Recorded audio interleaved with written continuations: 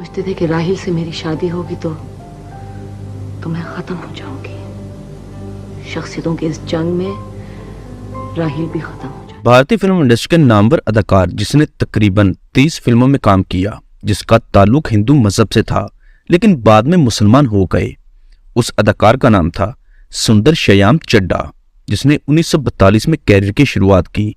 9 साल Indian film industry के साथ वाबस्ता रहे और 1951 में सिर्फ 31 साल की उम्र में इंतकाल कर गए। सुंदर श्याम चड्ढा ने एक मुस्लिम खातून मुमताज उर्फ ताजी से शादी की। शादी से पहले मुसलमान हो गए।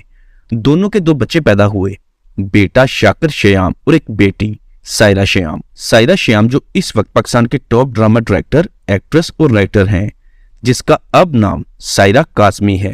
एक तरफ देखो, मैं भी तुम्हारी तरह काम करती हूँ, लेकिन किसी की जुर्रत नहीं, किसी की मजाल नहीं कि मेरी तरफ देखकर कोई एक जुमला बोल जाए। तुमने आज तक अपनी इज्जत नहीं करवाई। जी हाँ, सायरा काज़मी मरहूम भारतीय फिल्मी अदाकार की बेटी हैं।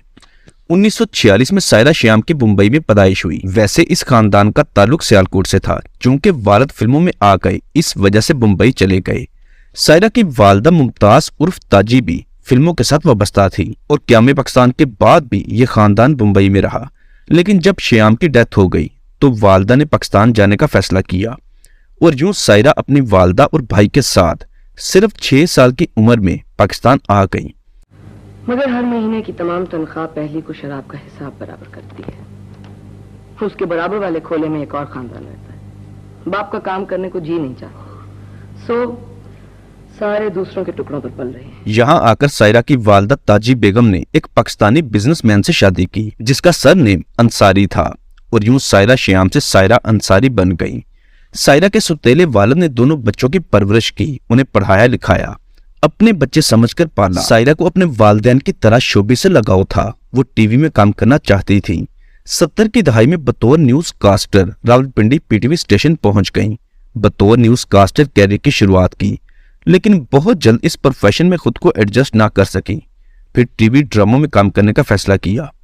1976 में ड्रामा सीरियल कुर्बतें और फासले में काम करने का मौका मिला और पहला ही प्रोजेक्ट कामयाब हो गया। इसके बाद ड्रामा सीरियल परछाइयां में नजर आईं। इस ड्रामे की राइटर हसीना मोइन आपा थीं। ये स्टोरी एक अंग्रेजी नावल से ली गई थी। इस ड्रामे में मरकजी किरदारों में सायरा और राहत काज़मी थे। दोनों का ये एक साथ पहला ड्रामा था। यहाँ से दोनों के दरमियान दोस्ती हो गई। आप तशरीफ रखें। हमने ये सुना था कि आप बहुत अरसे से कहीं बाहर चली गई हैं। यूरोप जाने से पहले मैं तुम्हारे बाप के पास आई थी।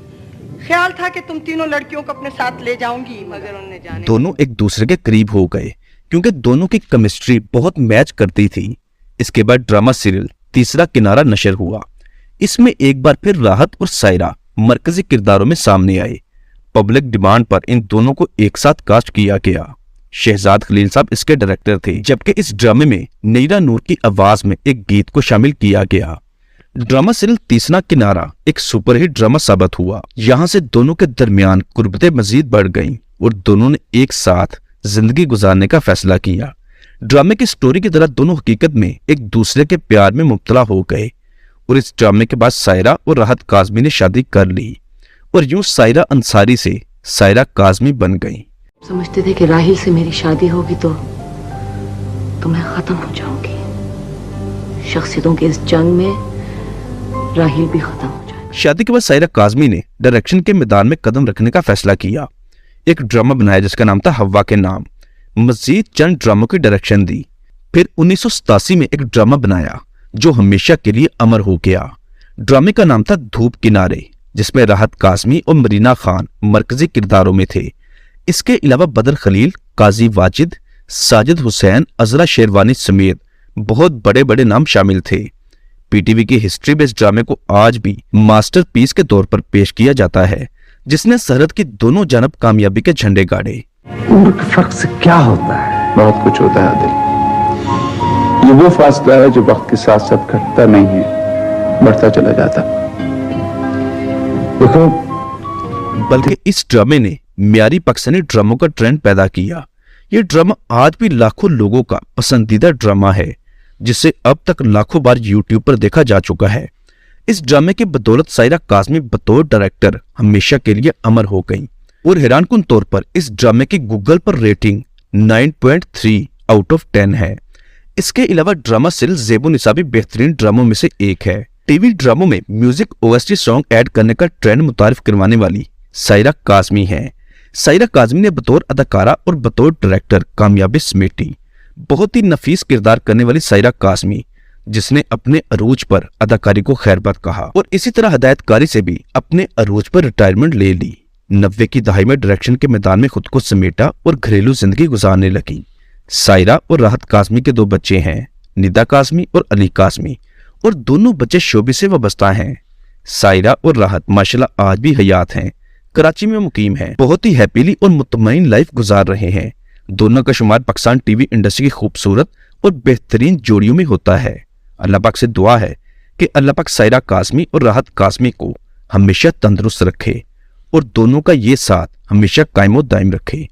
दोस्तों, ये थी पाकिस्तानी टीवी इंडस्ट्री से वाबस्ता बहुत ही नफीस शख्सियत, जिसने ना सिर्फ बेहतरीन अदाकारी की बल्कि डायरेक्शन के मैदान में भी खुद को मनवाया। सायरा काज़मी ने बहुत सारे वीडियो सॉन्ग्स की भी डायरेक्शन दी, बल्कि वीडियो सॉन्ग्स में स्टोरी को मुतारिफ करवाया। सायरा काज़मी आपा की इस वक्त उम्र 77 ईयर है, लेकिन माशाल्लाह तंदुरुस्त और मुतमईन लाइफ गुजार रही हैं। दोस्तों, अगर आप सायरा काज़मी को कुछ कहना चाहते हैं तो नीचे कमेंट बॉक्स में लिखना मत भूलिएगा। चैनल पर अगर नए हैं तो इसे फौरी सब्सक्राइब और साथ दिए गए बेल ऑप्शन को भी प्रेस कर दें। अगर आप पाकिस्तान के दीगर गुमनाम फनकारों के मुतालिक जानना चाहते हैं तो इसी वीडियो के डिस्क्रिप्शन में Pakistani actress biography, top Bollywood stories और दीगर प्ले लिस्टों के लिंक दिए गए हैं, जिन पर क्लिक करके आप माजी के मशहूर चेहरों के मुतालिक लेटेस्ट इंफॉर्मेशन हासिल कर सकते हैं। स्क्रीन पर आप इस वक्त जो थंबनेल देख रहे हैं, ये तमाम वीडियोस हमारे इसी चैनल से अपलोड हुई हैं और इन वीडियोस का लिंक भी उन्हीं प्ले लिस्टों में मौजूद है। मिलते हैं दोबारा बहुत जल्द। अपना ख्याल रखिएगा। अल्लाह हाफिज।